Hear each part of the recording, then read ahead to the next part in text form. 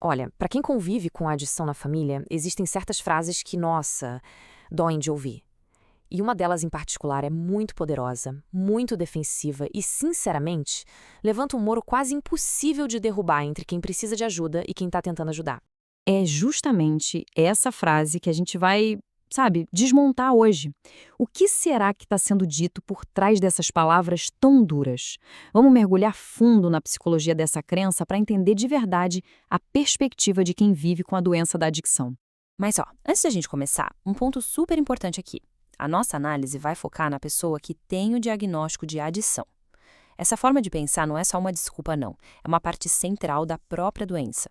Bom, então vamos lá. O nosso roteiro de hoje vai ser bem direto ao ponto, quebrando essa declaração complexa em pedacinhos, para a gente entender o que está por trás de cada palavra.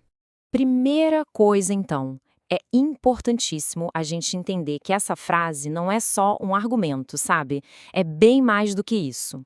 É como se fosse o alicerce, a base que sustenta e justifica a pessoa a continuar com o comportamento adictivo.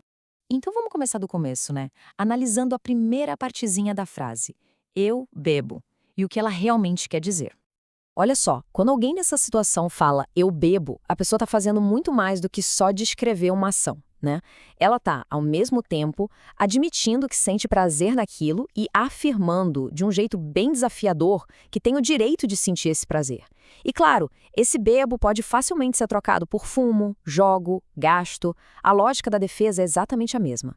Agora a gente chega na parte que, olha, talvez seja a mais reveladora de todas. Esse foco no dinheiro acaba expondo uma distorção psicológica muito profunda que a gente precisa entender.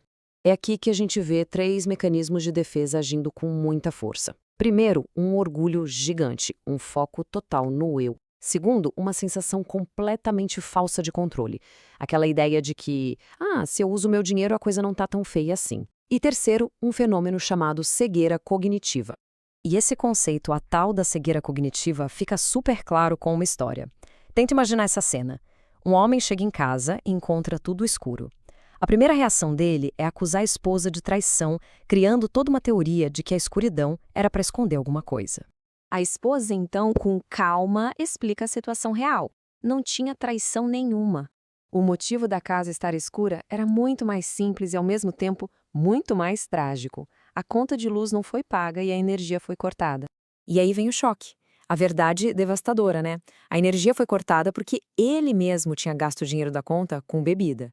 A adicção o deixou cego, incapaz de conectar a própria ação com a consequência. E aí, para se proteger, ele criou uma realidade paralela onde a culpa era de outra pessoa. E agora a gente chega na última parte da frase, aquela que serve para construir um muro mesmo, sabe? Um muro de isolamento para deixar qualquer tipo de ajuda bem longe, do lado de fora. Essa frase, no fundo, é uma declaração. Ela está dizendo, eu não quero ajuda, só consigo pensar em mim e eu vou continuar fazendo isso. E o que é pior, por trás disso existe uma negação de que se algo der muito errado, como um acidente ou uma overdose, vai precisar de alguém.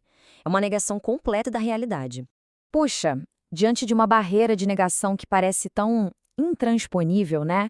A pergunta que não quer calar para a família é: tem saída? Dá para quebrar essa crença? E a resposta, felizmente, é que sim. Existe um caminho. O processo de recuperação passa, primeiro, por anular essa ideologia tão prejudicial e depois, por colocar no lugar dela uma nova forma de pensar. Para essa mudança, existe até um nome técnico, que é deformação da ideologia adicta. Nada mais é do que o processo de desmontar ativamente as crenças que alimentam a doença para poder construir, no lugar, uma base de pensamento nova e saudável. E olha só que interessante o contraste que isso cria. É uma virada de chave total.